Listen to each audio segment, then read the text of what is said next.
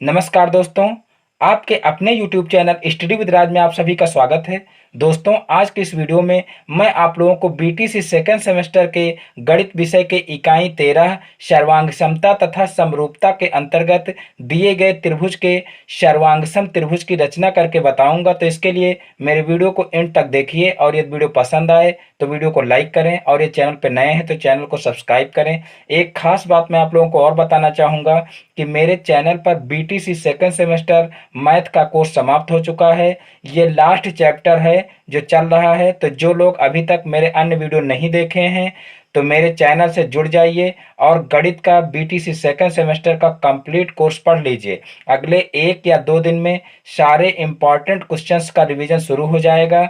तो आप लोग जल्दी से जल्दी कंप्लीट कोर्स पढ़ के रिवीजन शुरू कर दीजिए। तो बीटीसी सेकेंड सेमेस्टर मैथ के प्लेलिस्ट का लिंक वीडियो के नीचे डिस्क्रिप्शन में दिया गया है, तो आप लोग वहां से मेरे वो सारे वीडियोस देख सकते हैं। तो चलिए आज का वीडियो शुरू करते हैं। देखिए, आज के वीडियो में है कि त्रिभुज की रचना करना। तो देखिए, त्रिभुज की रचना करना है। यहाँ पर दिए गए त्रिभुज के सर्वांगसम त्रिभुज की रचना करना, यानी कि कोई त्रिभुज हमको मान लीजिए दिया हुआ है तो उसके सर्वांगसम त्रिभुज की रचना करना है, यानी कि उसके बराबर जो है एक सर्वांगसम त्रिभुज की रचना करना है। तो देखिए, मान लीजिए हमको दिया हुआ है एक त्रिभुज ए बी सी। मान लीजिए यहाँ पर एक त्रिभुज हमको दिया हुआ है जो है ए बी सी दिया है, त्रिभुज ए बी सी, और रचना करनी है। देखिए, रचना क्या करनी है, तो त्रिभुज ए बी सी के सर्वांगसम त्रिभुज मान लीजिए कोई नाम रख लीजिए डी ई एफ जो है। हमें क्या रचना करनी है, त्रिभुज ए बी सी के के सर्वांगसम त्रिभुज के सर्वांगसम त्रिभुज डी ई एफ की रचना करना है हमें। तो देखिए, यहाँ पर दिया हुआ त्रिभुज ए बी सी और त्रिभुज ए बी सी के सर्वांगसम हमें त्रिभुज डी ई एफ की रचना करनी है। तो देखिए, अब हम रचना करेंगे तो सबसे पहले देखिए क्या करेंगे, सबसे पहले एक त्रिभुज ए बी सी बना लेंगे, यानी कि एक त्रिभुज ए बी सी बना लेंगे किसी भी नाप का, और उसके बाद जो है उसके सर्वांगसम त्रिभुज की रचना करेंगे। तो मान लीजिए, देखिए इस तरीके से मान लीजिए एक त्रिभुज बना हुआ है, त्रिभुज ए बी सी इसका नाम रखेंगे। देखिए,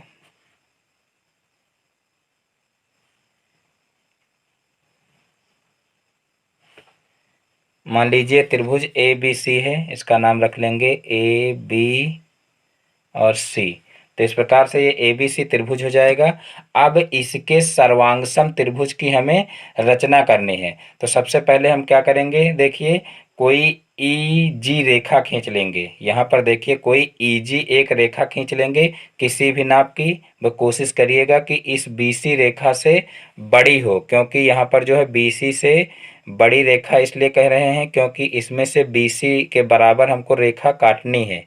तो यहाँ पर देखिए, यहाँ पर BC से बड़ी एक रेखा खींच लीजिए। उसके बाद जो है हम क्या करेंगे अब कि BC के बराबर जो है प्रकार में दूरी ले लेंगे, यानी कि इस BC के बराबर इस तरीके से देखिए इस तरीके से नाप लेंगे और BC के बराबर जो है हम ले लेंगे दूरी। यहाँ पर देख लीजिए BC के बराबर दूरी ले लेंगे और फिर क्या करेंगे, इस बिंदु को यानी कि इसका नाम है E, तो इससे जो है क्या करेंगे, इसको केंद्र मान करके और जो पहले रेखा खींचे हैं उस पर एक इस तरीके से चाप लगा देंगे। तो देखिए इसका नाम क्या है, इसका नाम है ई, और यहाँ पर जो रेखा खींचे हैं तो यहाँ पर लास्ट में एक बिंदु रख दीजिए, इसका नाम कर दीजिए जी। तो मान लीजिए यहाँ पर ईजी रेखा खींचे थे, अब इसमें से BC के बराबर एक रेखाखंड खींच लिए। अब यहाँ पर जो ये रेखाखंड खींचे हैं तो यहाँ पर देखिए, यहाँ पर जो इस रेखा पर ये चाप लगा हुआ है इसका नाम हम रख लेंगे F। यहाँ पर देखिए इसका नाम रख लेंगे F। अब क्या करेंगे, देखिए AB के बराबर दूरी लेकर के, यानी कि हम फिर जो है यहाँ पर देखिए प्रकार में दूरी ले लेंगे। इस तरीके से ए बी के बराबर। तो देखिए ए बी के बराबर दूरी ले करके और उसके बाद फिर देखिए ई को केंद्र मान करके ऊपर की तरफ एक चाप इस तरीके से लगाएंगे। इस तरीके से लगाएंगे, उसके बाद फिर क्या करेंगे देखिए ए सी, देखिए ए और सी के बराबर दूरी ले लेंगे इस प्रकार से दोबारा में। तो यहाँ पर देखिए ए और सी के बराबर दूरी प्रकार में ले लेंगे और उसके बाद यहाँ पर एफ को केंद्र मान करके और ऊपर की तरफ एक दूसरा चाप लगाएंगे। इस तरीके से दूसरा चाप लगाएंगे जो कि पहले वाले चाप को मान लीजिए कि डी बिंदु पर काटता है, इसका डी नाम रख देंगे। तो यहाँ पर मान लीजिए कि ये डी बिंदु पर काटता है। अब हम क्या करेंगे, इस डी को जो है ई से मिलाएंगे। इस तरीके से देखिए यहाँ पर डी को ई से इस तरीके से मिला देंगे और फिर जो है डी को एफ से मिला देंगे इस तरीके से देखिए। और इस प्रकार से हमारा जो है सर्वांगसम त्रिभुज बन जाएगा, यानी कि ए बी सी सर्वांगसम त्रिभुज डी ई एफ बन जाएगा। पुनः एक बार देख लीजिए, हो सकता है आप लोगों की समझ में ना आया हो तो ध्यान से देखिएगा, एक बार पुनः देख लेते हैं। देखिए यहाँ पर त्रिभुज ए बी सी दिया हुआ है। तो देखिए यहाँ पर हम ए बी सी त्रिभुज एक किसी भी नाप का बना लेंगे, यानी कि कोई नाप इसकी नहीं दी हुई है, तो किसी भी नाप का एक ए बी सी त्रिभुज बना लेंगे। और उसके बाद फिर देखिए रचना क्या करनी है, तो त्रिभुज ए बी सी के सर्वांगसम त्रिभुज डी ई एफ की रचना करनी है। तो यहाँ पर हम सबसे पहले क्या करेंगे, देखिए कि यहाँ पर जो है एक ईजी रेखा खींच लेंगे। यहाँ पर देखिए ईजी एक रेखा खींच लेंगे जो कि बीसी से लंबी रेखा हो, क्योंकि इसमें से बीसी के बराबर हमको काटना भी है, तो इससे लंबी रेखा हो ऐसे ही किसी भी नाप की खींच लेंगे। उसके बाद फिर क्या करेंगे कि प्रकार में बीसी के बराबर जो है लंबाई लेकर के फिर यहाँ पर ई को केंद्र मान करके और जो है ईजी रेखा से जो है ईजी रेखा पर एक चाप लगाएंगे। तो यहाँ पर ये चाप जो है एफ बिंदु पर जो है इस ईजी रेखा को काटता है। और उसके बाद फिर क्या करेंगे, यहाँ पर देखिए जो ए बी रेखा है, फिर देखिए क्या करेंगे, यहाँ पर ए बी के बराबर जो है दूरी फिर प्रकार में लेंगे और ई को केंद्र मान करके ऊपर की तरफ एक चाप लगाएंगे। और उसके बाद फिर पुनः क्या करेंगे, पुनः ए सी के बराबर दूरी लेकर के और एफ को केंद्र मान करके ऊपर की तरफ दोबारा चाप लगाएंगे जो पहले वाले चाप को डी बिंदु पर काटता है। यानी कि देखिए ई को केंद्र मान करके जो ऊपर की तरफ एक चाप लगाएंगे, दोबारा जब एफ को केंद्र मान करके ऊपर की तरफ चाप लगाएंगे तो ये पहले वाले चाप को डी बिंदु पर काटेगा। तो इस डी को क्या करेंगे, ई से और इधर फिर डी को एफ से मिलाएंगे। तो इस प्रकार से त्रिभुज ए बी सी के सर्वांगसम त्रिभुज डी ई एफ की रचना हो जाएगी। अब बात आती है कि रचना भी लिखनी पड़ती है, यानी कि परीक्षा में मान लीजिए क्वेश्चन आएगा तो इसमें केवल आपको ये दिया रहेगा कि दिए गए त्रिभुज के सर्वांगसम त्रिभुज की रचना करना, दिए गए त्रिभुज के सर्वांगसम त्रिभुज की रचना करना। यहाँ पर आप लोग ऊपर देख रहे होंगे, यहाँ पर देखिए दिया गया है कि दिए गए त्रिभुज के सर्वांगसम त्रिभुज की रचना करना। इतना आपको दिया रहेगा, बाकी सारा कुछ आपको लिखना रहेगा। ये रचना भी करनी पड़ेगी और रचना लिखनी भी पड़ेगी। तो देखिए रचना कैसे लिखेंगे, क्योंकि बनाने के साथ में आपको रचना भी लिखनी आनी चाहिए। यानी कि जो काम आप किए हैं एक क्रम से वही यहाँ पर लिख देना है अपने शब्दों में। यानी कि अगर आपका चित्र सही बना है तो रचना उतना ज़्यादा देखी नहीं जाती है, लेकिन फिर भी आपको रचना लिखना सही ही है। यानी कि अगर आपको चित्र बनाना आता है, यानी कि अगर आप सर्वांगसम त्रिभुज बना लेंगे तो ये निश्चित है कि आप रचना भी लिख सकते हैं, उसमें कोई दिक्कत नहीं है। क्योंकि जैसा जैसा इसमें आप करते जाइए वैसा वैसा यहाँ पर रचना में लिखते जाइए और वही रचना हो जाती है। जैसे यहाँ पर हम रचना क्या लिखेंगे कि एक सरल रेखा ईजी खींचा। देखिए ये तो हमको दिया रहेगा, इससे हमारा कोई मतलब नहीं है, तो हम क्या लिखेंगे यहाँ पर कि सर्वप्रथम एक ईजी रेखा खींचा, ईजी रेखा खींचा। सर्वप्रथम ईजी एक रेखा खींचा और उसमें से क्या किए, उसमें से बीसी के बराबर जो है एक त्रिज्या लेकर के ई एफ काट ली। यानी कि यहाँ पर जो है जो ये BC रेखा है, यहाँ पर देखिए ये इस त्रिभुज की जो BC रेखा है इसके बराबर त्रिज्या लेकर के, और जो है इसमें से EG रेखा में से जो है काट ली, EF जिसको बोलते हैं, EF जो है रेखा काट ली। तो देखिए उसके बाद BC के बराबर त्रिज्या लेकर, BC के बराबर त्रिज्या लेकर, BC के बराबर त्रिज्या लेकर, और फिर EF काट लिया इसमें से, EF लेकर EF काट लिया, EF काट लिया। उसके बाद BC के बराबर त्रिज्या लेकर EF, यहाँ पर देख लिए, उसके बाद यहाँ पर एक पॉइंट छूट गया, उसके बाद EG से, यहाँ पर EG से लिखना पड़ेगा, EG से BC के बराबर त्रिज्या लेकर EF काट लिया, क्योंकि इसी जो है रेखा से जो है ये EG जो है EF काटेंगे, यानी कि EG रेखा में से ही EF काटेंगे, तो यहाँ पर EG लिखना जरूरी है। तो उसके बाद क्या करेंगे, EG से BC के बराबर त्रिज्या लेकर के EF काट लिया, और फिर देखिए क्या करेंगे, फिर AB, यहाँ पर देखिए क्या करेंगे, फिर AB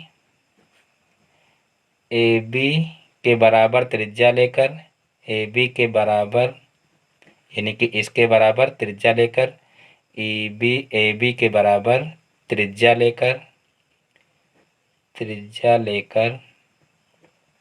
लेकर, E को केंद्र मानकर, यहाँ पर इसको मानेंगे केंद्र, E को केंद्र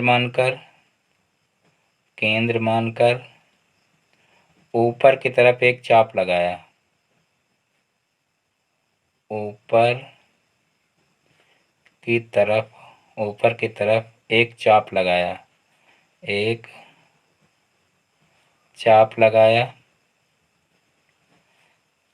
ऊपर की तरफ एक चाप लगाया,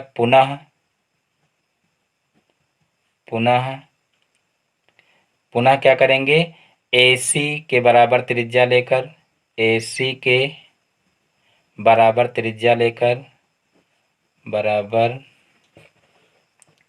AC के बराबर त्रिज्या लेकर,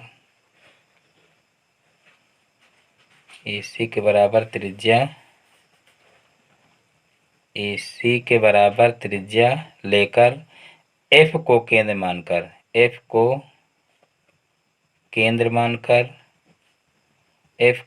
मानकर, देखिए यहाँ पर F को केंद्र मानकर पुनः ऊपर की तरफ एक चाप लगाया, पुनः ऊपर की तरफ एक चाप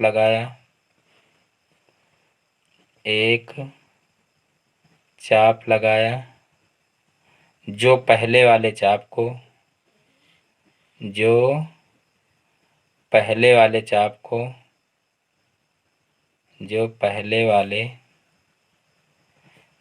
को D बिंदु पर काटता है, D बिंदु पर काटता है। अब D को E से, यानी कि देखिए D को E से मिलाएंगे और D को F से मिलाएंगे। अब D को E से तथा F से मिलाया, तो इस